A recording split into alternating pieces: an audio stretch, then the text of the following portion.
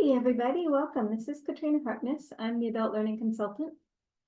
I'm Kelsey Stalter. I am the Florida Library Youth Program Coordinator, and we're really happy to join y'all today. I'm really excited about today. We've got a lot of folks here. And today we'll be talking about gardens and community spaces, flower gardens, vegetable gardens, butterfly gardens, seed libraries, and something I just learned about, which is oyster gardens. So we want to hear about your experiences, and we have some resources to share. So to start off, if you have a garden or seed library or another community space, let us know in the chat or unmute yourselves to tell us about it. And if you don't have any of these yet, but you're thinking about it or you want to start one of these spaces or programs, let us know about that as well. I see right off we have seed library, and when in our comments we've gotten a lot of comments already about seed libraries. Just started a learning garden. Oh, at Inglewood Charlotte Library, seed libraries. Oh, these are going by so fast. This is wonderful. Seed library, seed lending library, seed library. Okay.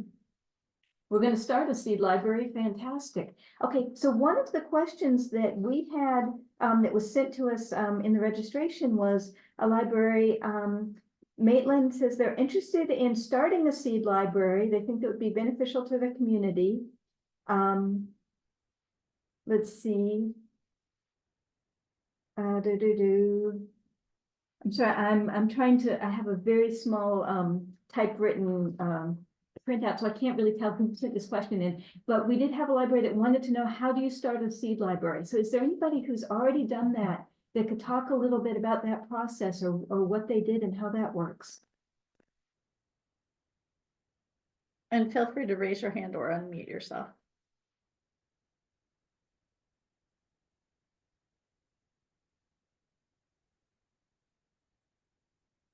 And I don't want to too much call on folks, because I know sometimes you're in a spot where you can't talk, but if you can unmute yourself, we'd love to hear from you. Oh, I see. Well, my name is Cynthia Jordan, and I'm with the Leon County Public Library, and I came on last August, and I helped with the spring seed giveaway. The main thing I think that's helpful to us is that we've got a good volunteer group of master gardeners through the extension program.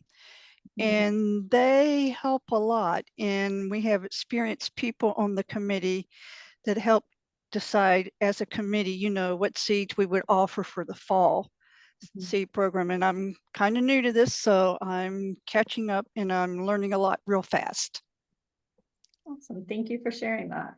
Yeah, that's fantastic. And that's my library down the street. And I know we're always really excited when new seeds come out, and it's something the neighbors are always talking about. Did you get your seeds yet? And people really love that.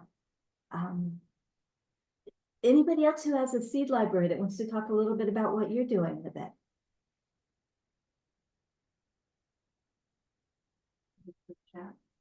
Oh, in the chat, let's see.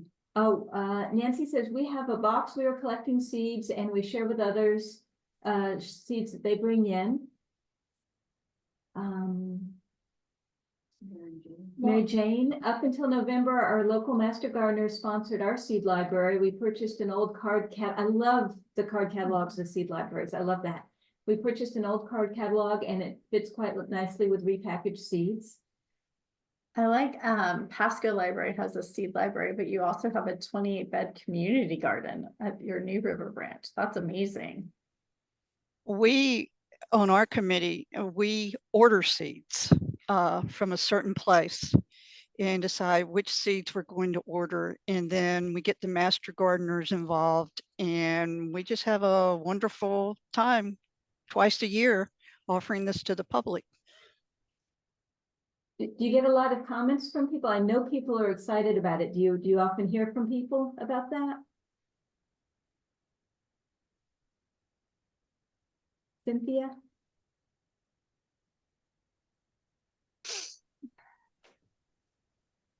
Sure, go ahead.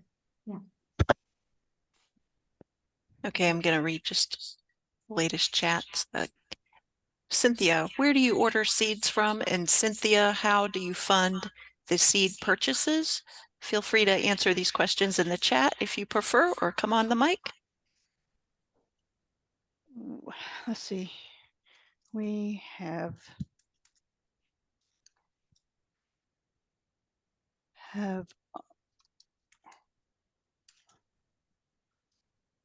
NIST.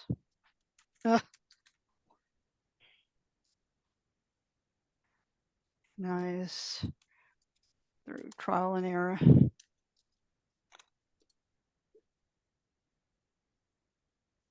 And I see that A Susan says all our seeds are by solicited donations. So from community members, I'm thinking. shoot. And look them up on. Cynthia, we can give you a minute and circle back. As soon as you've got that, just break in and let us know. Okay. Yeah, we'll give you a minute. Didn't mean to put you on the spot like that, but it's great that you're sharing your information. We really appreciate that.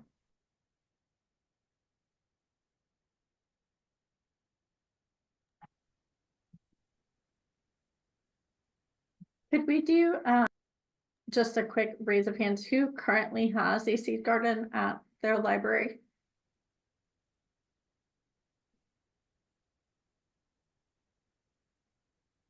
So few. Yeah, and I saw a lot in the chat. Oh, we are in the process of setting up our seed library to launch this September. We purchased seeds from Amazon to start. Great, thanks, Awesome. Christy. Susan raised her hand. Susan? Hey. Yep, Did you, that's, go ahead. no, I was just raising my hand that we have a seed library. Awesome. So, sorry, go ahead. Go ahead. And if you want to tell us a little bit more about it, we'd love to hear it. I'm sitting here with Deborah, and she actually runs our seed library. She hounds stores into donating, and very recently, maybe the last 6 months or so, Rural King came back to us with what had to be like 5 or 10 milk crates worth of packets of seeds that they were culling from theirs. And Deborah can tell you a little bit about it. She's right here with me.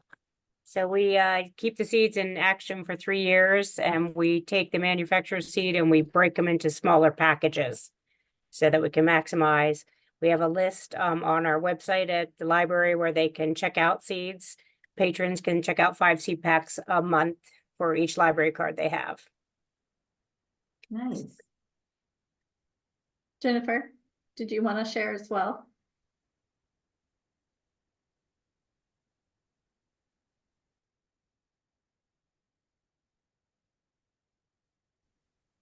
Okay, I just saw your hands up.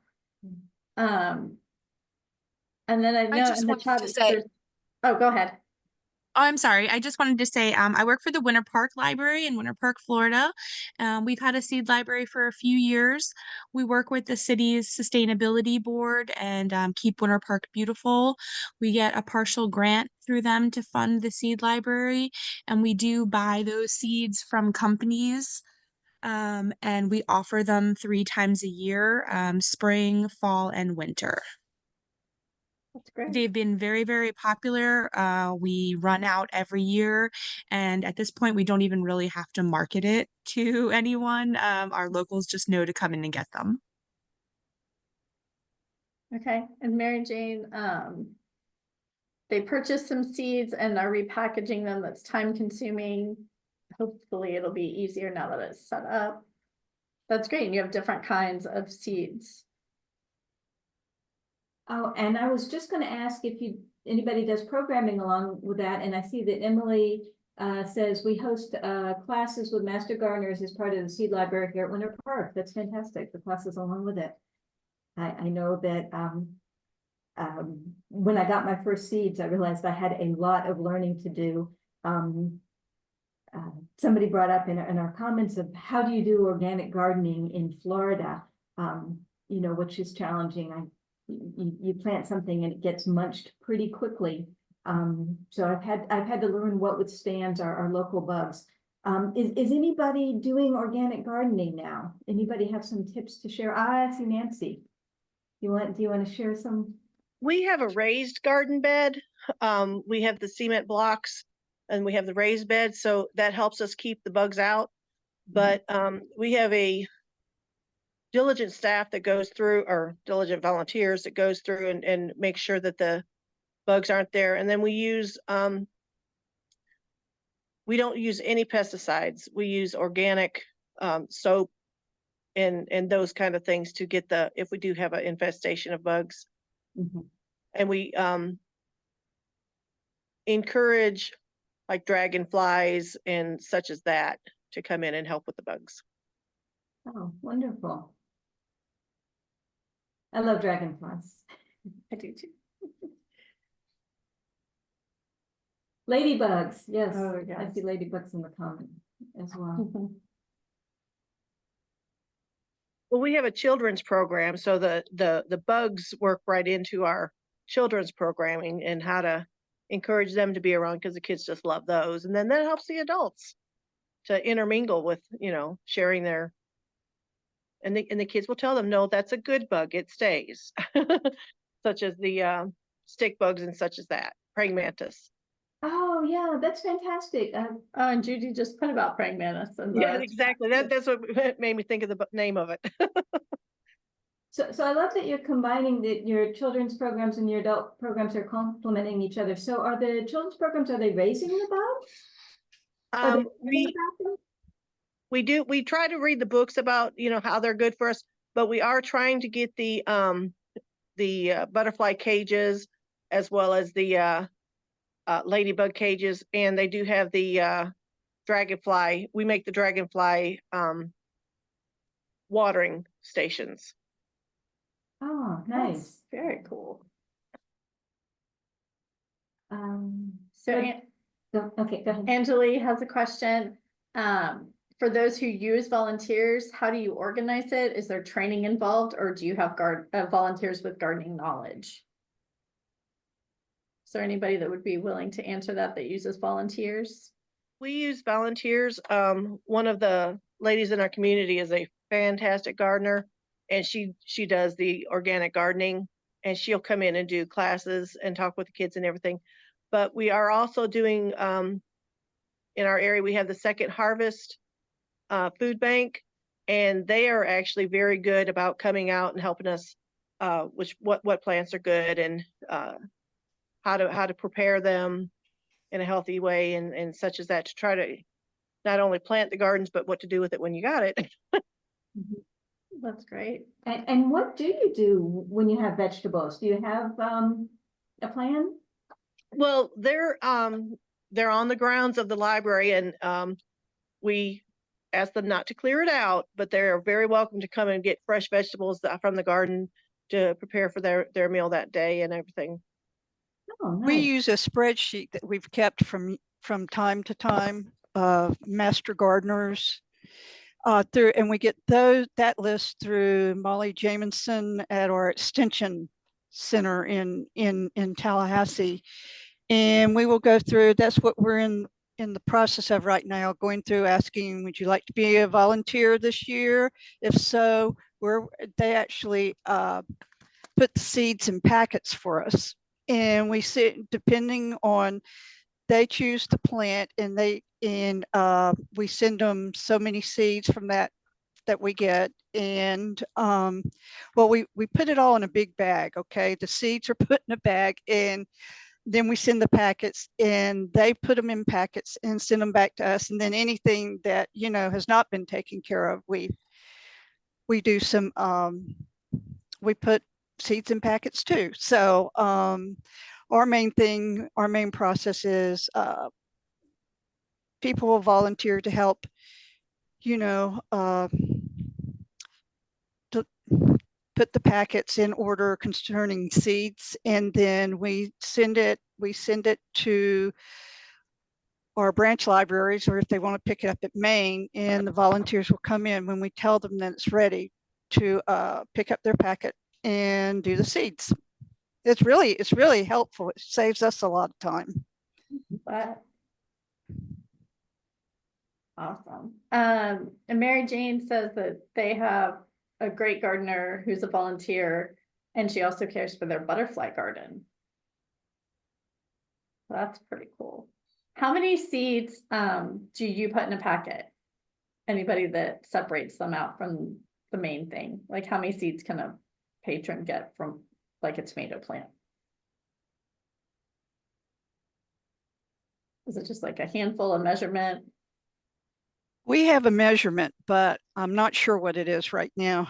I can get back to you, but yeah, there's a definite number of seeds that we will put in a packet. It looks like in the chat, people are saying 3 to 5.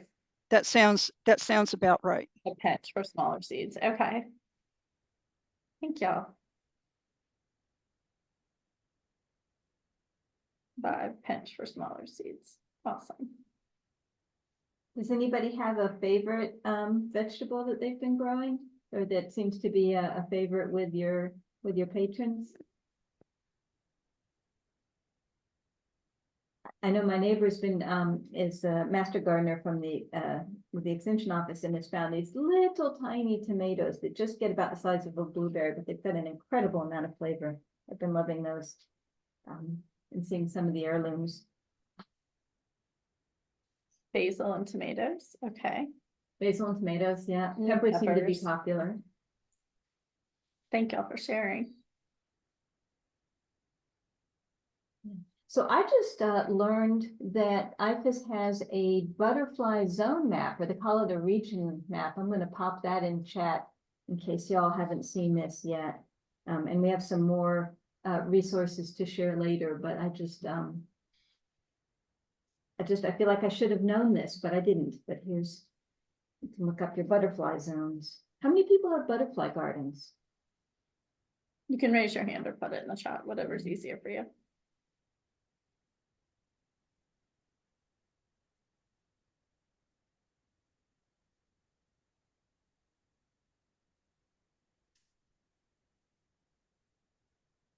Flagler County has a butterfly garden.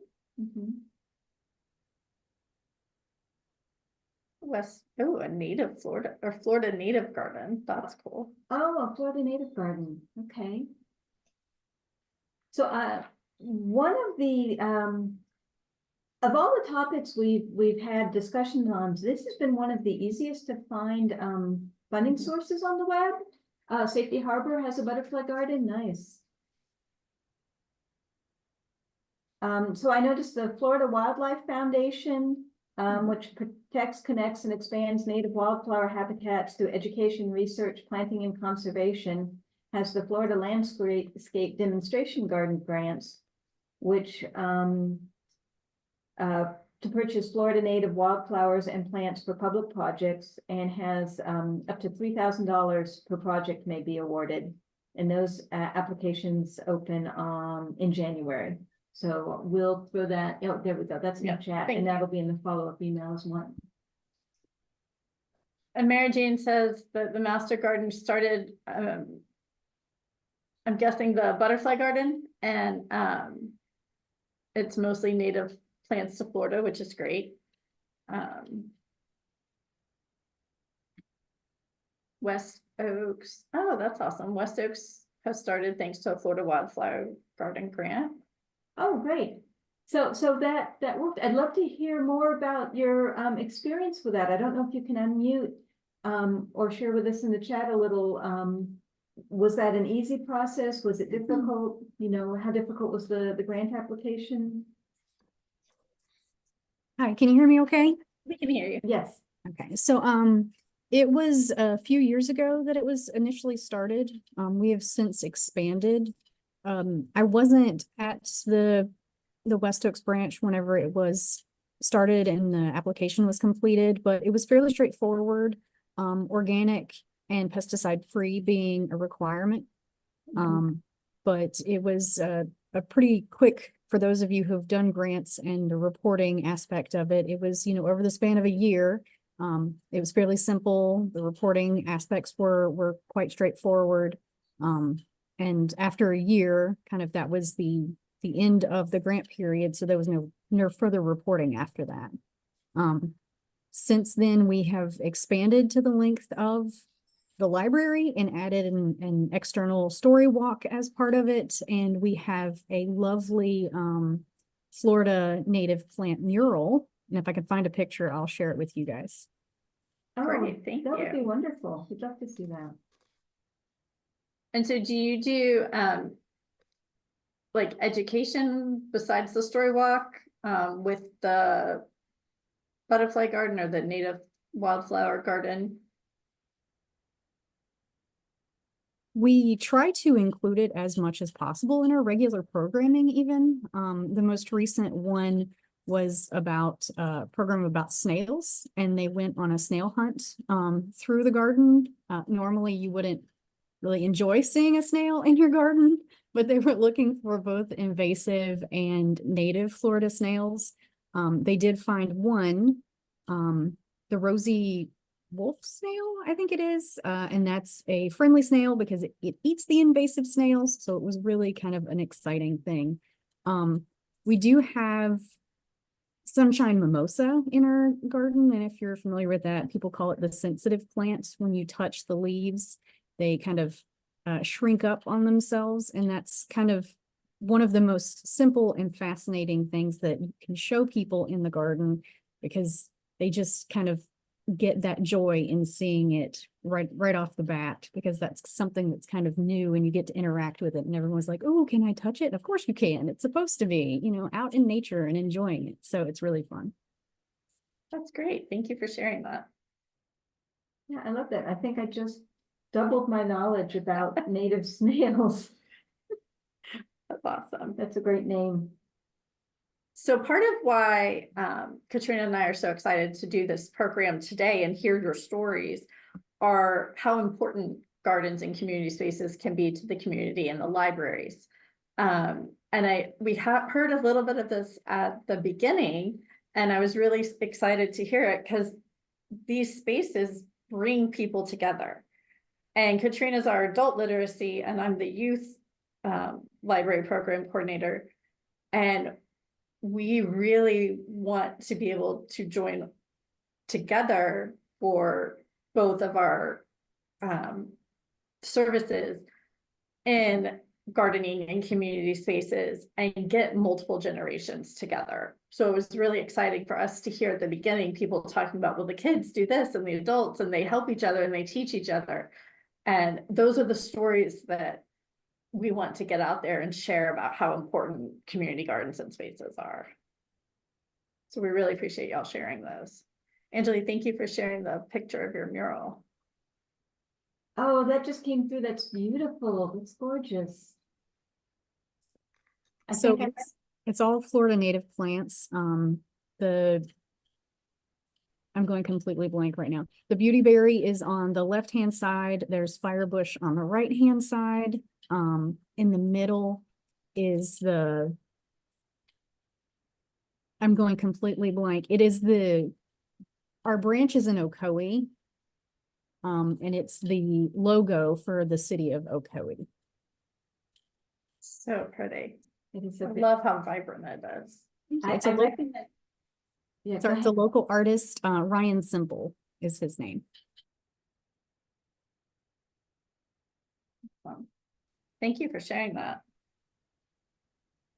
Yeah, I recognize some of those flowers, and I'll remember the names as soon as the call's over. So we've been kind of focusing on seed libraries, but we've also heard a little bit about vegetables and wildflowers. Does anybody want to share about vegetable gardens or herb gardens that they might have at their library and how they set those up and maintain those? Oh, passion flower. That's what they are. So vegetable gardens at your library?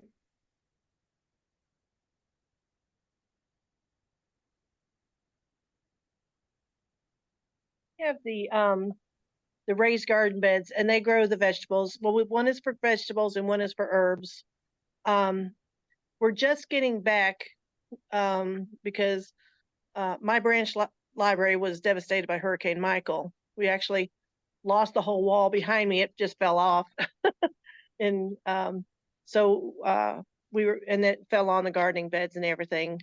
And so we're getting back to it. And we lost all of our fruit bushes that we had. So we're building back, and it's gonna be better, but it does take time.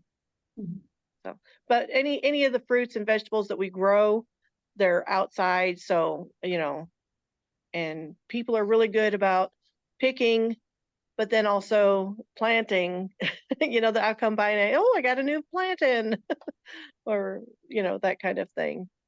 So That's great, thank you. Great. And this might be a good time to share another financial program, the Community Facilities Direct Loan and Grant Program from the USDA Rural Development. U.S. Department of Agriculture has a program that provides grants and loans to develop essential community facilities, including libraries and community gardens in rural areas. And I think Rebecca can throw that in there, and that's got some money to help with some of that rebuilding. And Jody said they have 6 Aero Gardens at NSU ASL: tomatoes, basil, pepper, chives, and another herb. Could you either unmute or put in the chat, Jody, what the Aero Gardens are and how those work? Sure. So they're super amazing. We got a grant.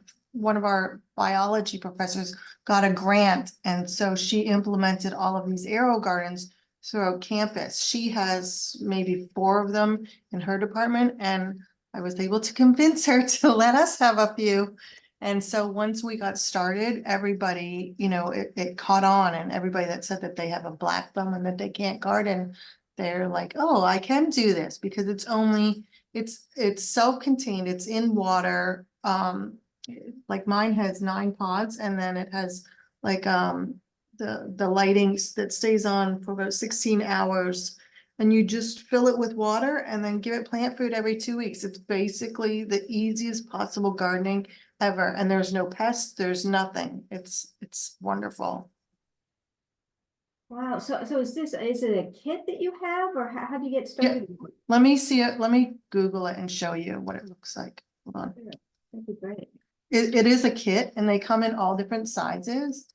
So so we have one at our reference desk and one at our public library services desk. And then others are in people's offices. Let me show you. Lindsay, I already put up the link. Oh, there we go. And what kind of things can you grow in it? Is it Everything, anything Really? that grows up. You can't obviously grow carrots, but anything that grows up. So on their website, so we're doing mostly herbs and green and vegetables. So let me see what they're saying that we can grow. Mine has tomatoes, it had chives, and it had basil. But the tomatoes have taken over. I for like 2 plants, I get pounds of tomatoes. They're smaller tomatoes, like a cherry sized tomato, but it is nonstop producing. Wow. And you can grow it anywhere? You don't need a special window or just Nope. inside? I'm an interior office and I'm growing. It's amazing. Oh, But wow, so cool. yeah, as you well guys as improving the air in their office. yeah, exactly. And you can notice the difference when you come into my office. The smell changes just from the garden being inside. Oh, that's lovely. Yeah, they're very exciting. So like the lady that I'm working with, she has the tower one, which it's probably about 8 feet high, and it has rings around it, maybe 10 rings. And so she's growing strawberries, she's growing each row has a different lettuce. She's growing tomatoes, she's growing peppers, and then one row I think is herbs. It's very exciting. That's Oh. really cool. Yeah. For all of you that are sharing about your gardens, I'd love to see any pictures, whether you can share them in the chat or email them to us. I just want to see all these faces. I see a hand up. Caitlin, did you want to ask something? Did you want to unmute? Yeah, I had a question for Jody about the Aero Gardens. Are you having patrons like plant their own seeds in the Aero Gardens? How are you using it in programming? I'm just curious. So how were you using it? What? I'm sorry. in programming? So for programming, we're just showing people how easy it is to garden. Like we've had a few presentations, one with children and one with the parents, like an older group of children, showing them how easy it is that you can just get this little machine with 3 pods and you can easily grow. And it's so cute because the kids get super excited because I'm like, oh, here, try a piece of lettuce. And they're like, oh, wow, this is so cool. So it's really fun. I'm looking for a picture now that I can show you. That's really cool. Yeah, it's amazing. And the fact that it's caught on with everybody is incredible. Okay, let's see if I can put this. Okay, so this is the one that we started with. This is only a 3-potter. This is the first one that started ours. And then let me show you what we have now. And Nancy, I have kind of a follow-up question that'll answer Lindsay's question, I hope. I know you said Second Harvest helps with your gardening or does something. Is that who gets all of your vegetables, or do you allow the community to take some as well? No, the Second Harvest doesn't take any of our vegetables. They're helping us grow the vegetables and giving us the education of what plants go well together. They haven't yet, but they actually, I had seeds from our seed library actually. And so we went out and they told me, well, these will go well with these plants. These will go well with these other plants. These don't go together at all. And they're giving, they're not taking anything. Okay. So does the community get some or? Yes, it's true. Anyone in the community is welcome to, whether they're getting the seeds, they have to have a library card. But from the garden itself, then because it's outside and we're not here all the time and it's open and we're actually in a park. So as long as they don't tear it up, we're good. No, And that's great. the kids Nancy, take care of each other. Nancy, what is this called again? Pod gardening or? Mine are raised bed. The other library that has the inside gardens, those are the pot. There, okay. Inside pod gardens. Okay, thank you. Jody, thank you for sharing those pictures. So the first one has 3 and then this one has 8. Is that what it looks like? No. This one has 9. The first one has 3, yes, and that was like our baby one that initiated it. And then the 9-potter. Now that 9-potter that's in my office, it's now down to 3 pods because the tomatoes took over everything. I'm trying to send you the tomatoes the way they are now. Okay, here we go. So this is what it's like now. Incredible, right? Yeah, that's great though. Yeah. And Catherine's asking, does anyone do composting along with their gardens? Is there anybody? We do composting at our with ours. In the summertime, we have the seed feeding program here. So children 18 and under can come in and get a free lunch. And so, and of course, they're not going to totally clean their plates. So we talk about what could go into the compost and what cannot. And last year we did this also. And our composting garden, our compost pile did much better than our regular garden did. The tomatoes that came up and it was just, and the kids had a great time with it and learned a lot from it. I can relate to that. My compost pile always does better than my garden. Oh, but that's great. Volunteer plants move to beds. Yeah, that's a good idea. Does anybody do worm composting?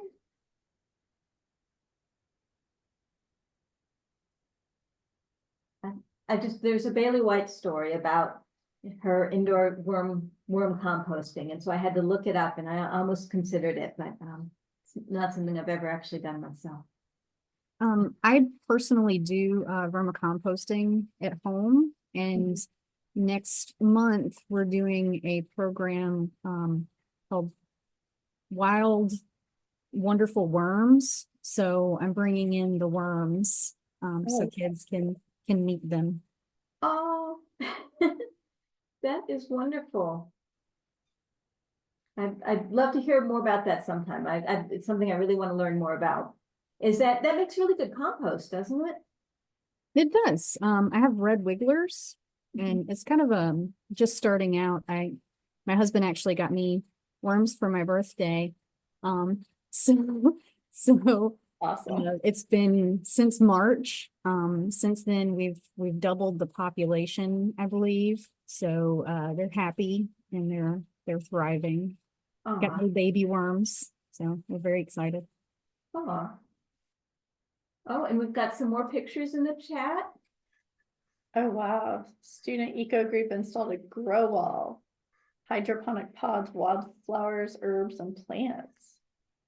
Oh, that's cool. And then they give away the plants. During Earth Week. That's nice. That's gorgeous. I know what I'm doing when I work today. You ordering? So maybe this is a good time to throw in some more grants that are available. The AARP resources online are really extensive. Great. So they have Livable Communities Challenge grants.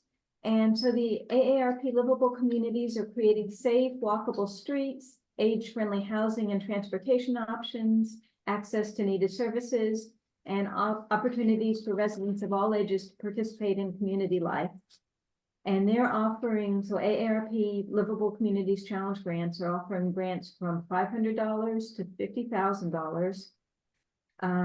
Applications are anticipated to open for the 2025-2026 year in January. And they also have toolkits online. The AARP Creating Community Gardens for People of All Ages toolkit, and the AARP Creating Places That Pop, the pop-up placemaking toolkit for creating that feeling of a community space, taking a space and transforming it to being more welcoming and inviting. And those links are in the chat. Ooh, and more pictures are coming. Oh, more pictures are coming.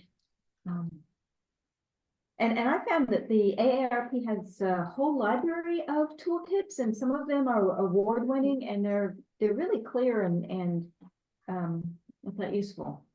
And you do not have to be 50 to join AARP and use their resources. So the resources are free online. The online resources are free.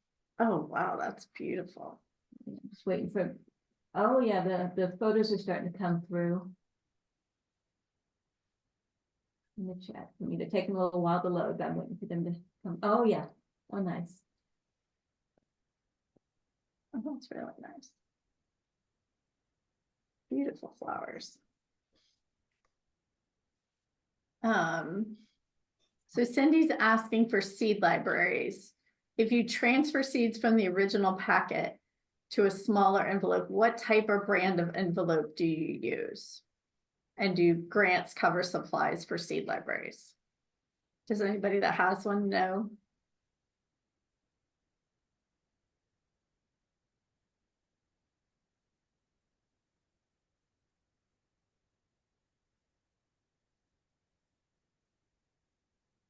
And then Cheryl has left a comment that says, we have a wonderful nonprofit group in Miami Shores, Bound by Beauty, that has resources on their website, including field guides to wild plants, wild native host plants, posters, readings, etc. The founder, Mary Benton, is in the process of working with a local native landscape company, donating landscape design to install a native pollinator demonstration garden around the library's periphery. Oh, nice. We had a community family planting for phase 1 with plans to have workshops in the future about planting natives, importance of conserving water, preserving biodiversity, etc. And the link to their website. That's really cool. And Joel, thank you for answering. So they use coin envelopes and they don't think it's been covered by a grant. And Donna also uses coin envelopes. So it seems like coin envelopes are kind of the way to go.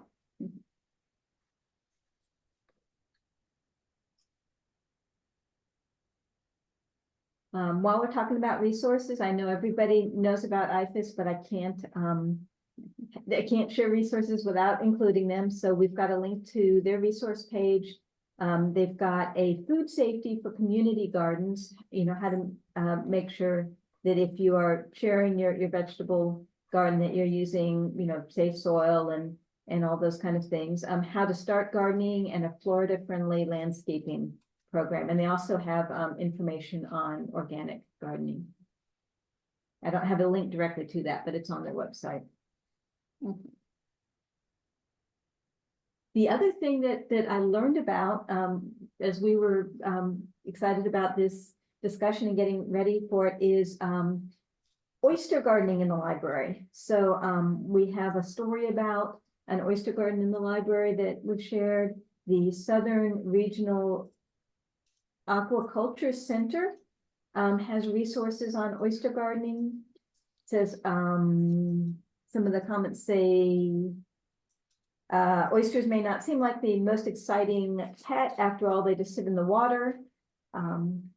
But the New York City Public Schools librarian says her elementary school students, some of whom had never heard of an oyster, share a sense of wonder about the mollusks who share their library.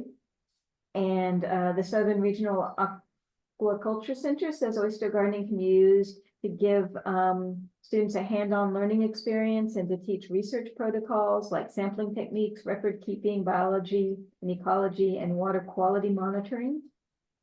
The oyster gardening experience helps connect students with the coast and demonstrates how their actions can affect our natural environment. Of course, in Florida, we've probably got a wide variety of experience from those on the coast that are very familiar with the oysters to maybe some interior folks that don't have as much experience. And then there's a whole link about oyster gardening in Florida and how to do that if that's something you're interested in.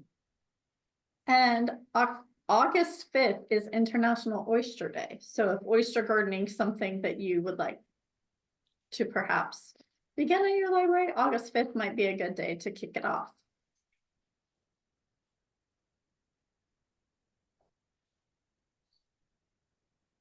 Do any of the libraries on here have oyster gardens, or have you heard of oyster gardening? Because none of us have heard of it. We were pretty excited by it because it was kind of cool. I never, yeah, we have a question in the chat. Do you mean oyster mushrooms? I also love oyster mushrooms, but this is actual oysters and how to, I guess, have them in a fish tank if you want one in your library. The other thing that's happening for folks that live on the coast, there are programs that will give you a string of oysters that you can hang off your dock if you have a dock, just to garden, not to eat, but to just have some oysters growing on a string. Well, love to hear more about that if anybody does any oyster gardening. I don't see any hands. I don't think anybody oyster gardens. No, yeah.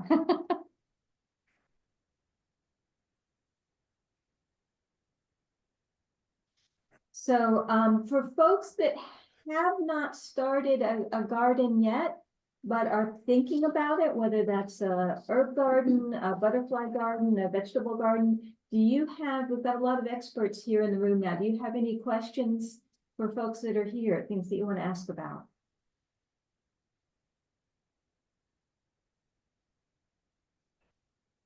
And you can unmute or put it in the chat.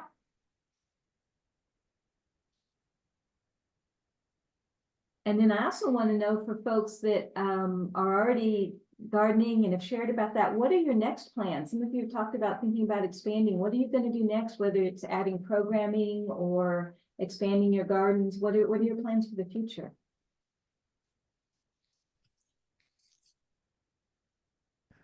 We are going to get our fruit trees back. Blueberries. We're going to add orange and grapefruit.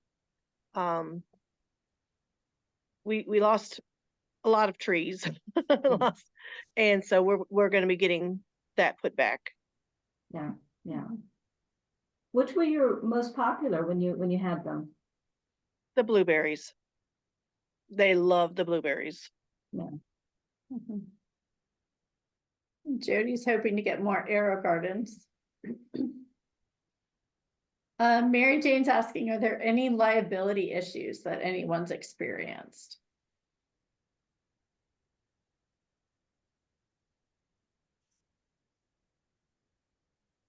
And Dennis says all creatures love the blueberries. Yeah, I have some in my yard and the birds sometimes get to them before I do, but that's fine. It's for them too. We did have problems with, the only issue that we had was the parents were concerned about the bees. Mm. Which, I mean, we need bees, but so we just made sure that the garden areas was away from the playgrounds. So when the bees came, they didn't have to go past the garden to get to the playground. They had a way to get around it. So in case the bees were there, and that's just part of nature. Right. Yeah. Dolores is asking how to start a native garden in just one little garden bed. Does anyone have a good suggestion for a small garden with native Florida plants?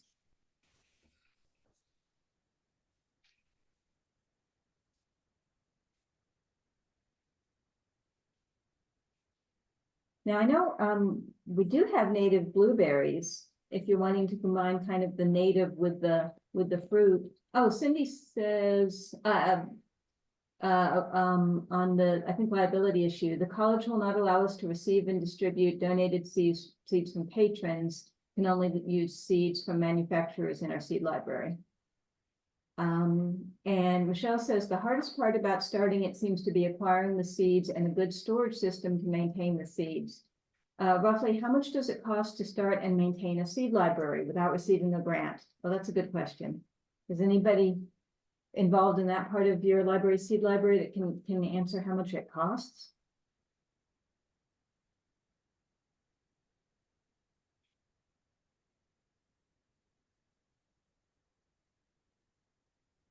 And while we're waiting on that, Dennis says firecracker bush is very showy and a favorite of the Florida long-winged butterfly, among others. It does well, except for heavy frost. Jody relied on donations. And that might be something you use your friends of the library for, reach out to companies. Your local gardening clubs? Yeah, local gardens. And I know some places will do seed swaps where people bring in some of their seeds. Obviously, if you can't get it from the community, you have to get it from manufacturers. That's not an option for you, but for those that can, that might be an easier way to get some seeds going as well. Oh, and Jen says seed distributors and places like Lowe's will donate seeds, which helps bring the cost down. And Caitlin says, what's the best way to store the seeds for next year? Do you need any special storage? Do you just keep them in an office, or do they need some kind of pampering? And how long do they last? How long before, you know, a seed's not necessarily viable anymore and you think about replacing it? Or I think somebody said earlier they do it every 3 years. Did I make that up? no, that sounds like what I've heard before. That sounds right. The germination rate of seeds starts to decrease after a year.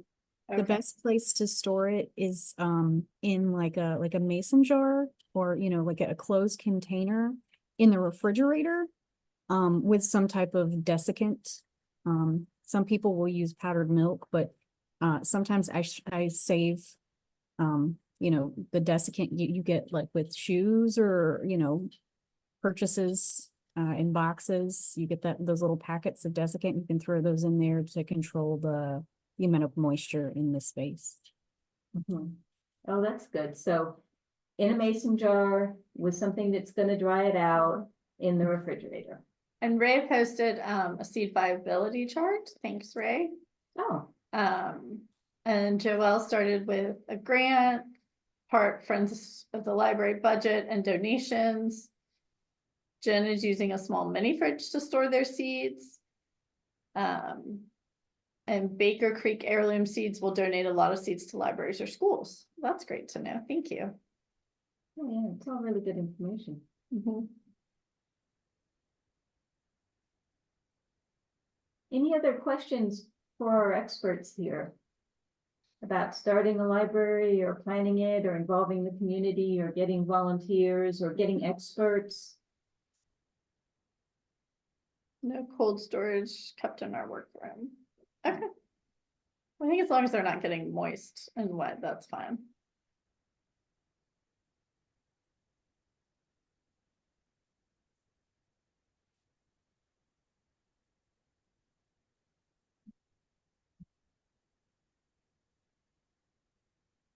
Boy, this has been a really great chat. I'm really pleased you'll get a follow-up email from us. Mhm. Please share more pictures. I really Yes. loved seeing Please that. do. Oh, go ahead. I was gonna talk about September. Yeah, I'm gonna, so we're going to, end the recording now. But we've got a couple more just questions and wrap, if you can, understand if you can't hang around, but if you can hang around for a couple more minutes. We've got the survey that's gonna go in the chat. I think Chelsea's gonna, yeah, Yep, there's the survey's survey in the chat. And Thank we're you, gonna go Rebecca. ahead and in the recording.